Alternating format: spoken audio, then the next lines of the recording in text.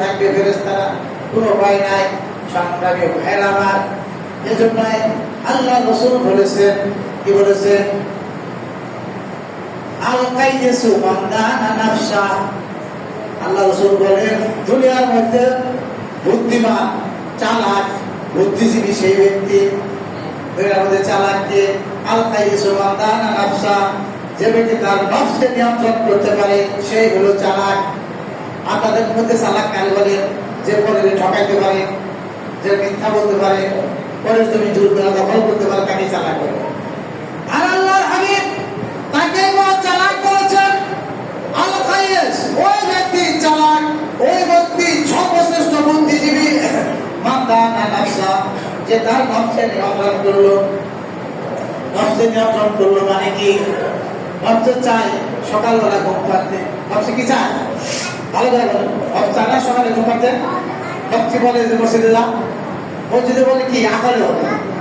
মসজিদে বলে বিবেক, বিবেক যেটা আপনার, এটা বলে মসজিদে যা, আল্লাহ নির্দেশ, শ্বশুরের নির্দেশ। আর নফস কি চায়? নফস বলে আরেকটু ঘোরা, আর নফসটা যে মাঝে মাঝে ঘোরা। যে নফসকে নিয়ন্ত্রণ করলো, কে নফসকে নিয়ন্ত্রণ করলো? দেহের চাহিদাকে উপেক্ষা করে যে ব্যক্তি ফজরের মসজিদে আসতে পারলো, সেই যে নফসকে নিয়ন্ত্রণ করতে পারলো। কথা বুঝতে পারছো? নফসের নিয়ন্ত্রণ কি? নফস চায় বেশি বেশি ঘুমাইতে, বেশি বেশি খাইতে, এটা নফসের চাহিদা। নফস চায় কি? খালি আরাম করতে, একেবারে নরম বিছানায় এই গরমের মধ্যে যদি গরম চায় কি, যদি এয়ার কন্ডিশন হইতো, এটা নফসা। নফসের চাহিদা হলো অবৈধ আরাম। নফসের চাহিদা কি?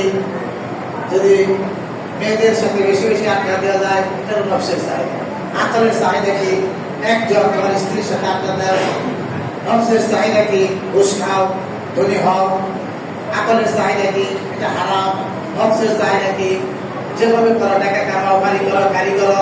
আকলের চাহিদা কি? তুমি তো মরে যাবা, মরে গেলে কি হিসাব দিবে? এখন যারা নফসের কথাকে প্রত্যাখ্যান করে কোরআন হাদিস সম্মত জীবন যাপন করে, আল কাইয়িস তো সেই ব্যক্তি, ওয়া আমিলা লিমা বাদাল মাউত, যে ব্যক্তি নফসের চাহিদাকে প্রত্যাখ্যান করলো এবং মৃত্যুর পরবর্তী জীবনের জন্য আমল করলো, সেই ব্যক্তি হলো প্রকৃত বুদ্ধিমান। আল্লাহ হাবিব আরো বলেন, ওয়াল আজিজু মান আত্তা নাফসাহু আর যে ব্যক্তি নিজেকে প্রযুক্তির গোড়া বানায়, নির্ভুল সেই ব্যক্তি, ব্যর্থ সেই ব্যক্তি, যে নিজের মনটাকে, আত্মাটাকে নফসের গোলাম বানায়। নফসের গোলাম কি? ওই যে বললাম, সকাল নফসায় কি? সকালে ফজরের নামাজ না পড়ে 8টা 9টা 10টা ঘুমাইতে। যে ব্যক্তি আপনি ওই বসে ঘুমাইলেন, তাহলে আপনার আত্মাটা নফসের গোলাম হয়ে গেল। অথচ প্রত্যাশা করে জান্নাত। একটা মানুষ এখানে জিজ্ঞেস করি, আপনি কি জান্নাত চান? সবাই বলবো জান্নাত চাই। তাহলে ফজরের নামাজে আসেন নাই কেন? এই ব্যক্তিটা নির্ভুল, যে আল্লাহর কাছে জান্নাত চায়, অথচ ফজরের নামাজে মসজিদে আসে না। যে আল্লাহর কাছে জান্নাত চায়, অথচ সম্পদের যাকাত দেয় না। যে আল্লাহর কাছে জান্নাত চায়, অথচ সে পর্দা করে না। যে আল্লাহর কাছে জান্নাত চায়, অথচ সে কোরআন তেলাওয়াত করে না। যে আল্লাহর কাছে জান্নাত চায়, অথচ সে হারাম হালালের তোয়াক্কা করে না। আর আদেশ প্রকৃত নির্ভুল, ব্যর্থ সেই ব্যক্তি। হাদিসটা তো বুঝতে পারছেন? তাহলে বুদ্ধিমান কারা?